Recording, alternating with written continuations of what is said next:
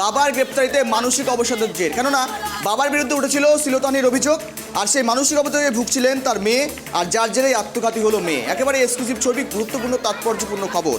বাবার গ্রেপ্তারিতে মানসিক অবসাদে মেয়ে আত্মঘাতী। কলকাতার ছবি দেখাচ্ছি আপনাদের সামনে। এই সমস্ত বিষয় নিয়ে আমরা আপডেট নেব। আমার প্রতিনিধি ফোন কলে জুড়ে রয়েছে তোতন। বাবার গ্রেপ্তারিতে মানসিক অবসাদে মেয়ে ভুগছিলেন, আর যার জেরে আত্মঘাতী। মূলত কি ছবি দেখতে পাচ্ছ, কি ছবি লক্ষ্য করতে পারছো? এলাকায় কেমন চাপানোতর তৈরি হয়েছে? দেখো, এলাকায় গতকাল থেকেই উত্তেজনা রয়েছে এবং তাদের দাবি যে ছাত্রীটি মারা গেছে তার দেহ যাতে তার বাবা দেখতে পায় এবং তার বাবাকে যাতে পেরোলে ছাড় হয়। কারণ গত কালী পুজোর ঘটনা, কালী পুজোর দিন বাজি ফাটানোকে কেন্দ্র করে একটি ঘটনা ঘটে। সেই ঘটনার প্রতিবাদেই এই যে ছাত্রীর বাবা তাকে ফাঁসানো হয় এবং আজও পর্যন্ত তিনি জেলে রয়েছে।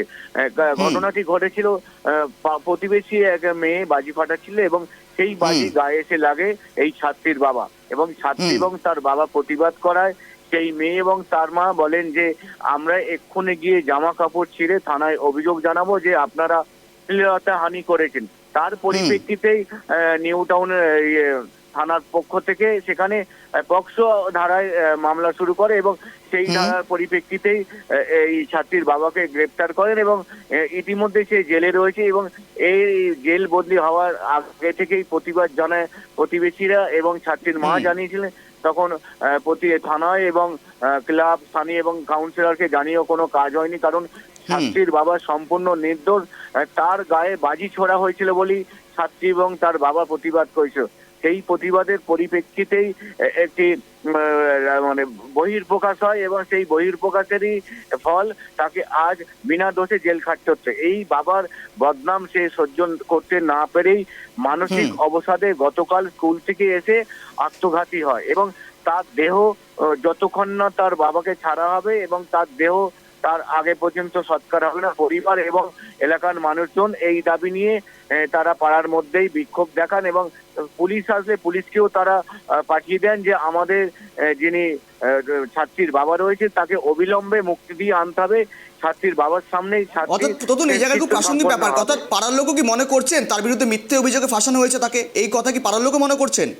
একেবারেই পাড়ার লোক জানিয়েছে, প্রথম দিন থেকেই তাদের সঙ্গে রয়েছে, তারা একসাথেই থানাতে গিয়েছিলেন যে এই যে ভদ্রলোক রয়েছেন ছাত্রীর বাবা তাকে ফাঁসানো হচ্ছে, কারণ তিনি প্রতিবাদ করেছিলেন বাজি ফাটানোর। বাজি ফাটাচ্ছে সেই প্রতিবাদ নয়, বাজি তার গায়ে ছোড়া হয়েছিল সেই প্রতিবাদ করেছিলেন। বাজি একটা অংশ আছে সেই জায়গায় ফাটানো উচিত, কারণ বাজিতে যেহেতু অগ্নিসংযোগ হওয়ার সম্ভাবনা থাকে, সেই কারণে তিনি প্রতিবাদ করেছিলেন। সেই প্রতিবাদের ফলন তাকে জেলে থাকতে হয়েছে। আজও পর্যন্ত তিনি জেলে রয়েছে। শেষ আপডেট আজ সকাল পর্যন্ত তাকে ছাড়ার কোনো রকমই ব্যবস্থা হয়নি জেল থেকে।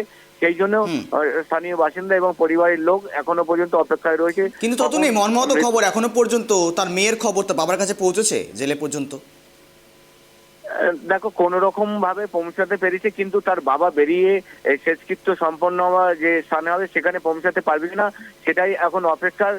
স্থানীয়রা এবং কাউন্সিলর এখন উদ্যোগ নিয়েছে যদি কোনোভাবে আইনের পরামর্শ নিয়ে পেরোলে তাকে ছাড়া যায় তাহলে এলাকার মানুষ খানিকটা শান্ত হবে, এমনটাই তাদের। বেশ তোতন, নজর রাখো, আপডেট রাখো, তোমার কাছে আবারও যাওয়ার চেষ্টা করো। ধন্যবাদ তোমাকে সঙ্গে থাকার জন্য। প্রাথমিকভাবে অ্যারেস্টটা করে দেয় পুলিশ, ঠিক আছে? না করলে তখন আবার যারা অভিযোগ করছে তারাই আবার আপনাদের কাছে কি অভিযোগ করতো যে পুলিশ কিছু করেনি, কাউন্সিলর চাপ দিচ্ছে কেস না নেওয়ার জন্য। বাজি ফাটানো নিয়ে ঘটনা আমাদেরও তাই বলেছেন। দেখুন, পাড়ার লোক যারা বলছেন আমাকে প্রথম দিন থেকে বলেছেন, পাড়ার লোক এই বলছে। আমি বলেছিলাম তাকে যে পাড়ার লোকরা বলছে তাদেরকে নিয়ে আপনি থানায় যান, দরকার পড়ে আমি থানার আধিকারিকদের সঙ্গে কথা বলছি।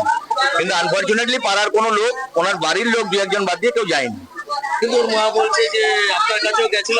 হ্যাঁ বলছি তো, না আমি কি স্টেপ নেবো? আমি কি বললাম এই ধরনের ঘটনা একটা মেয়ে পক্সো কেসের অভিযোগ করছে, সেক্ষেত্রে কাউন্সিলর যদি কিছু করে তখন আপনারাই বলবেন কাউন্সিলর চাপ দিয়ে হয়তো অভিযোগ নিতে বারণ করেছে। বিশাল অশান্তি লেগেছে যে মেয়েটার সঙ্গে অশান্তি। সেই মেয়েটা কি করেছে, ওর মাকে নিয়ে গিয়ে নারী নির্যাতনের কেস দিয়ে দিয়েছে পাশে বাড়ি না, মিথ্যে কেস দিয়েছে। তো আমরা পুলিশের কাছে গেছি, পরের দিন হাতে পায়ে ধরেছি পুলিশ ছাড়েনি। পুলিশ উল্টে আমাকে বলছে তোমাকে আমি লকআপে করে দেবো। আজকে পুলিশের জন্য আজকে আমাদের এই দিনটা দেখতে হচ্ছে। দুই মেয়ে, এই এক মেয়ে মারা গেল। বাবার নাম হচ্ছে বিরজু সাহ, এখনো লকআপে। ওকে কি কেস দিয়েছিল? ওকে নারী নির্যাতন মানে শ্লীলতাহানি কেস দিয়েছে, বাজেভাবে কেস দিয়ে, কিন্তু এইসব কিছু করেই নি ও। মানে অপমানের জন্য আজকে মেয়েটা 1.5 মাস হয়ে গেছে, এর কোনো সলিউশন আসেনি বলে আজকে মেয়েটা আত্মহত্যা করেছে। স্কুল থেকে তো পরীক্ষা দিয়েছে, লাস্ট পরীক্ষা ছিল, পরীক্ষা দিয়েছে আজকে এই আত্মহত্যা এখন করেছে। কি করবে? এখন যতক্ষণ না পুলিশ এই সলিউশন নিয়ে আসবে, ওর বাবাকে ছাড়বে, ওই যাদের জন্য এই কেস ঘটেছে ততক্ষণ না ছাড়বে ততক্ষণ আমরা বডি নিয়ে যেতে দেবো না। গায়ে বাজি জ্বালিয়ে দিয়ে দেয়, তখন একটা ও তোমার কেন ফেলেছি উনি আছে যে এখানে দিন তালায় কেন বাজি ফুটানো হবে, তখন বলছে কি তোমার বাপের জায়গা ফুটাচ্ছে, আমার হাজবেন্ডকে গালি গালা খিস্তি প্রায় আমার দরজা ভেঙে ফেলছে, এই নিচুকরণ আমার দরজা ভেঙে ফেলছে, মা মেয়ে দুজনে বলে বেরো, যা পান ছিঁড়ে আজকে তোকে থানায় দেবো, তোকে এই করবো, আমার বরকে হুমকি দিচ্ছে। পাশের বাড়ির পড়োশি বেরিয়ে বললো যে এটা কি হচ্ছে, মানে তুমি বেশি কথা বলে না, তোমাকে ফাঁসিয়ে দেবো, তোমার ছেলেকে ফাঁসিয়ে দেবো। তারা বললো তুমি যেটা করবে সেটাই কি আমরা মেনে নেবো? তারপরে ওরা মা মেয়ে দুজনে থানাতে গিয়ে আমার বরকে সঙ্গে সঙ্গে দেশে তুলে নিয়ে গেল। পাশের বাড়ির দিদিও বললো, পুলিশকে বলেছিলেন যে হ্যাঁ বলেছি।